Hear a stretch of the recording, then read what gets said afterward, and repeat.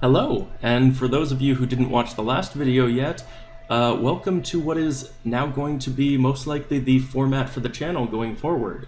A whole lot less of me writing out a script while I watch a video and then recording it and putting it with the video, and a whole lot more of me sort of going through the videos live on camera with you, and ideally, hopefully in the future, going through in actual live streams so that we can sort of go through these videos together and sort of discuss them as we go through them, whether they be religious or political. But today, our goal is to go through the evidence for God's existence from North Coast Church, proof number 3. So I guess let's get into that. Hey Daily Dosers, my name is Chris Oken. Today we're on day Hello, 3 Chris. of evidence for God's existence. So today we're talking about, we talked the first day about why is there something rather than nothing. Yesterday we talked about because there is something rather than nothing, and that something had an original beginning, that something must have a cause or a causal agent that made it. And if that causal agent is bigger than the universe, that's kind of what we all mean when we say the idea of God. But I mean, I guess, but I noticed you did leave out the fact that in that original video for the second proof for God, you did make a statement that it wasn't just that the universe had a cause, but that it also had a purpose. And I notice I can't let go the fact that you seem to have omitted that here, as if that was not very pointedly important to the point you were trying to make, which I would not grant you last episode, and so far you've kind of tried to throw under the bus, it seems. So I guess let's see what our third proof is. it also points to you and me, that if we are contingent beings and everything that begins to exist has a purpose, you and I began to exist, which means we've got a purpose. Ah, there it is. There's the purpose. Hold up, what did he say here? Everything that begins to exist has a purpose. We begin to exist, so we have a purpose. Yeah, no, you've yet to establish that. I noticed that you have a tendency to sort of present things as fact without actually giving any sort of evidence to that effect, but I guess we'll see if that trend continues in this episode beyond the callback to your second one. Searching and looking for that's bigger than us, and it's grounded in who made us. Today we're talking about this idea of when we look around the universe, there seems to be complexity everywhere. Oh boy, we're gonna get into the irreducible complexity, aren't we? Oh, that's exciting. You know me, I love me some evolution. This is gonna be, I hope he gets into the irreducible complexity, because I will wipe his, I will wipe the floor with this man. And the argument is really simple. I was up at Hume Lake with my son a couple summers back, and we were walking up this. It does kind of disappoint me to know that this man has procreated. Also, very nice pause screen right there. Trail, and someone had carved their initials into a tree with a heart around it. And that level of complexity, my son Peyton said, who drew that?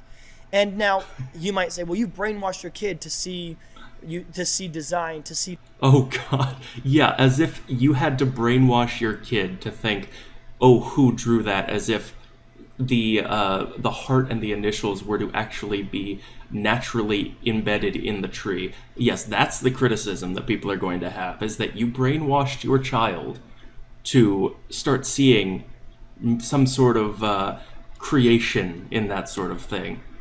Patterns everywhere. But my son, who was 4 years old at the time, looked at something as simple as a carved heart and 2 letters and said, who was here? You see, that's as simple as it is. Gee, maybe it has something to do with the fact that letters do not occur in nature. Letters are something unique to people.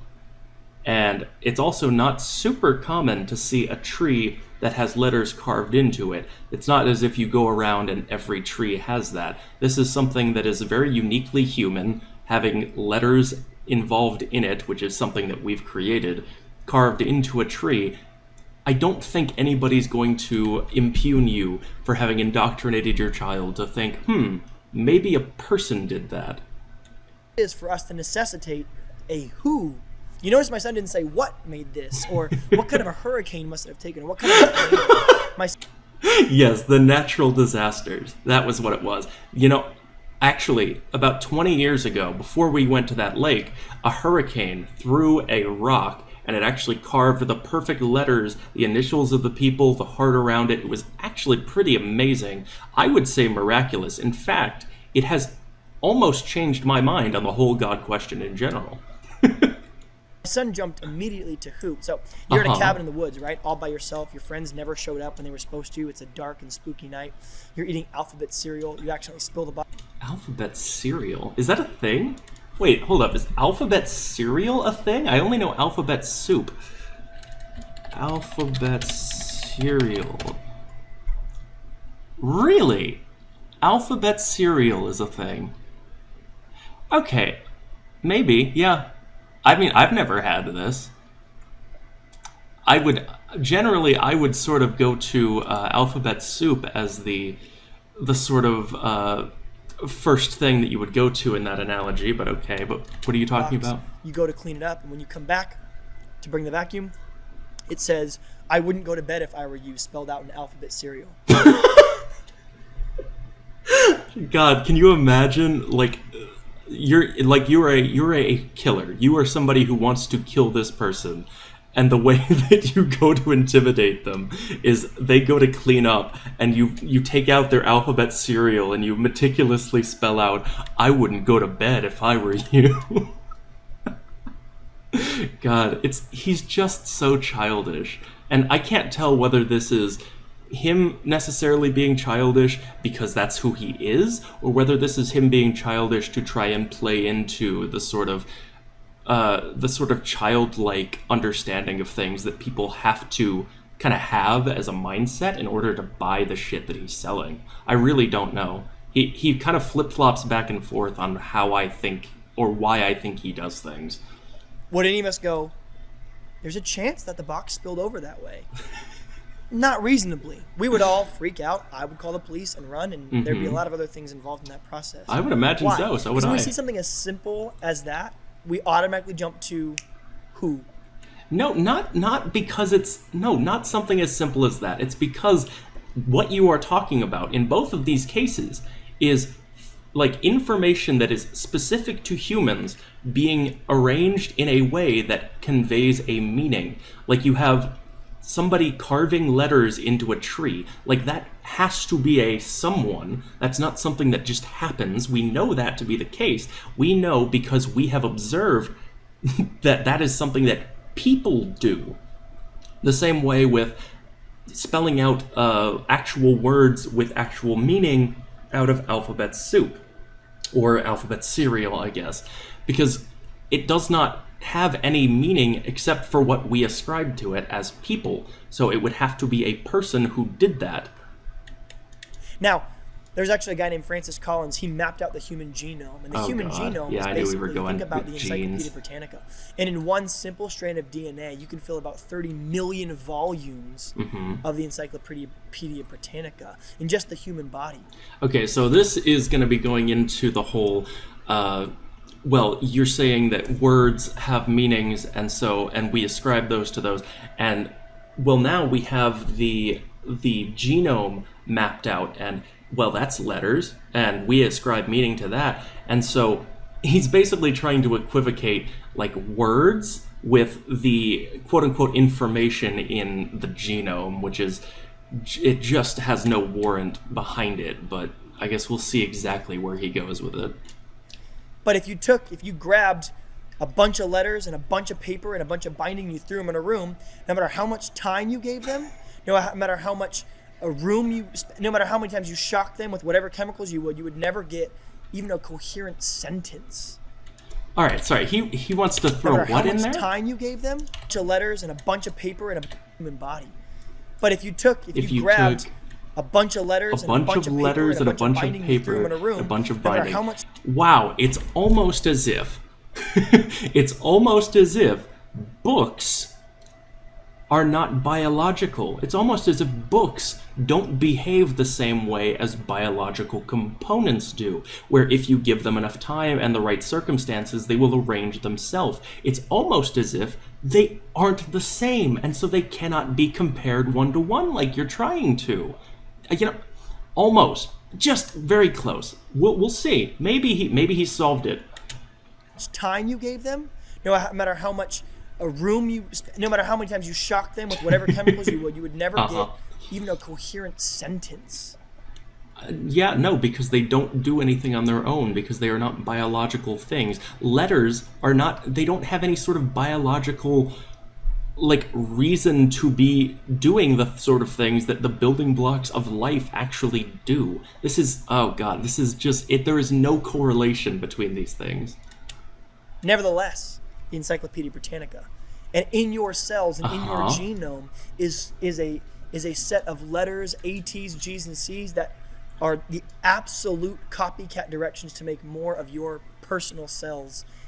And so the same argument. Yeah, no, the problem here is that, yeah, we've ascribed letters to them because that makes it easier for us to think. They are not actual legitimate letters. Like, you don't go into the genome and, like, before we had even come up with letters, like, you go in and it has spelled out on each one, oh, this is A, this one is G. Yeah, this is bullshit. There is no correlation between these two things. The argument would be if something as simple as don't go to bed tonight, or C plus L equals love on that tree at Hume Lake, if we look at all that and say that must be a who, and then you look at the complexity of the DNA sequence or the complexity of subatomic particles or microorganisms, when you look at those things that have coding and lettering inside of them as well, more complex than any computer could ever have, there's more neurological connections electrically moving in your brain than the whole county of Los Angeles combined. Okay. So this kind of boils down basically to just a stunning lack of understanding of the way that, like, biological agents actually evolve over time. Because it's not that, like he's trying to say, you put all these things, these inert things that are not alive, like letters, in a room, and you give them certain oh god, what's the word I'm looking for? Conditions under which they might do something, and then they will form what we know as words. Like, the fact that the DNA and the genome is ascribed letters, that is something that we did. That it existed as it did before we ascribed letters to it. And he's using the fact that we've ascribed letters to it to kind of try and equivocate it to actual, like, writing that people do. And what was it he said here? Lettering inside of them as well. Atomic particles or microorganisms. When you look at those things that have coding and lettering inside of them as well, more complex than any computer could ever have. There's more neurological connections electrically moving in your brain than the whole county of Los Angeles combined. Yeah, it just basically falls down to him, like, misunderstanding something to the either. Honestly, I think it has to be intentional, because the way that he misunderstands things is always in service of the message he wants to get through. So, like, well, certainly they mean the same thing because they both have letters, and, well, if I just misunderstand this, then maybe I can make them seem similar enough that it makes sense to compare them. It has to be malicious. Like, there's no way that this man has such a tenuous grasp on reality that he actually is legitimate in his confusion here. Like, it has to be, like, intentional obfuscation of the truth. And then to look at all that and say, no, I'm going to look for a natural explanation for this outside of intelligence, outside of a divine being.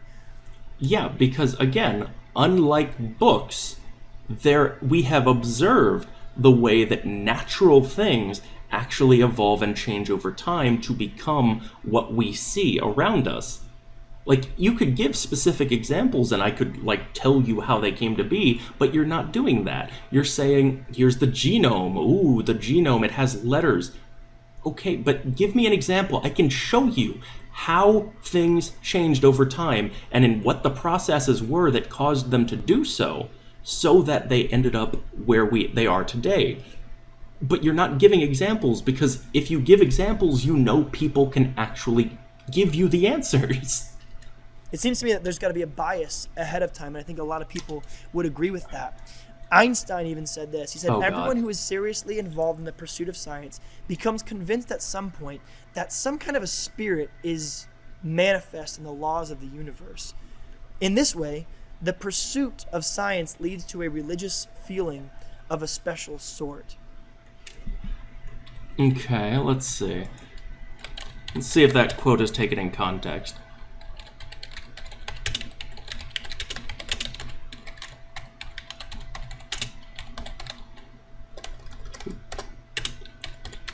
Let's see.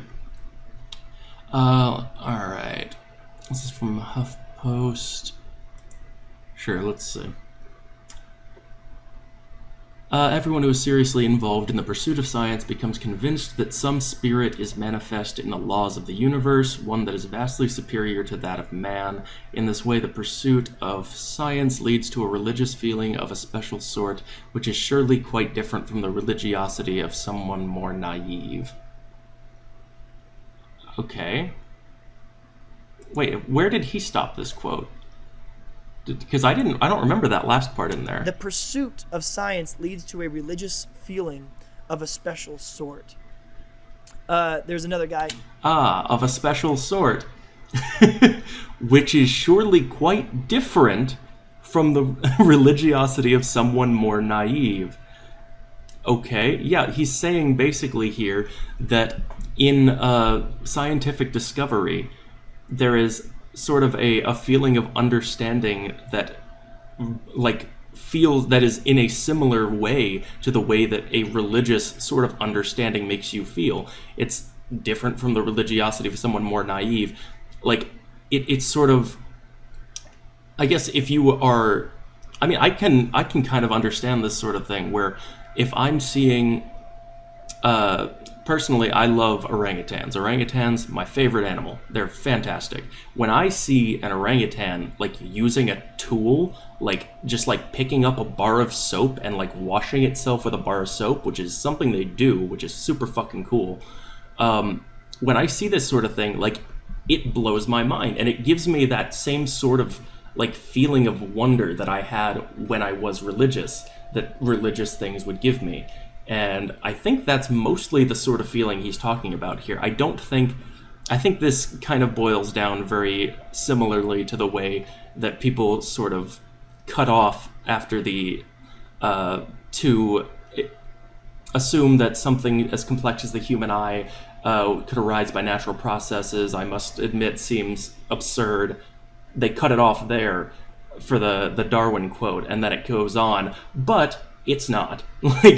I think this is a pretty similar sort of thing here. He's a Harvard evolutionary geneticist. His name is Richard Lewontin. And he says, our willingness to accept scientific claims that are against common sense is the key to an understanding of the real struggle between science and the supernatural. He's going to help explain, well, if this is so obvious, why don't we just accept it in science? He says, because we have to take the side of science in spite of the patent absurdity of some of its constructs, in spite of its failure to fulfill all the things that it's promised, in spite of the tolerance of the scientific community for unsubstantiated, that means unproven, just so stories, because we've made a commitment ahead of time, a commitment to materialism. So he's... Yeah, because we have to. Because materialism is all we have evidence to support. So if we are starting from a standpoint of materialism, then it's justified to start from that point, and everything that does not fit within that likely has a better explanation. Whereas if you're starting from a religious viewpoint, then you have nothing concrete to be basing that on other than a book in most cases. And you can't look at reality around you and say, here is the framework, here is what we see, and that's why this worked. Because it doesn't line up like that. But when you have materialism, that is all we've ever observed to be.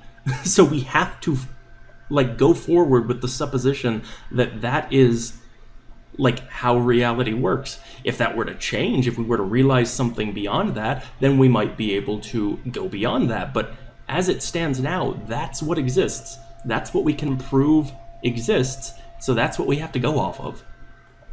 I don't understand why he thinks that this quote is actually helping him here. He says, here's the reason that we can't have a supernatural explanation, because we decided in science there's no room for it. Because we don't have any evidence for it. Because everything that we observe has a materialistic explanation to it. if we were to find something that did not, we would either have to change our understanding of the way that things are to account for it, or we would have to accept the fact that there is something beyond that, and then we would find that out. But that hasn't happened, because everything has a materialistic reasoning behind it. We didn't actually do all of the homework it takes to arrive at that.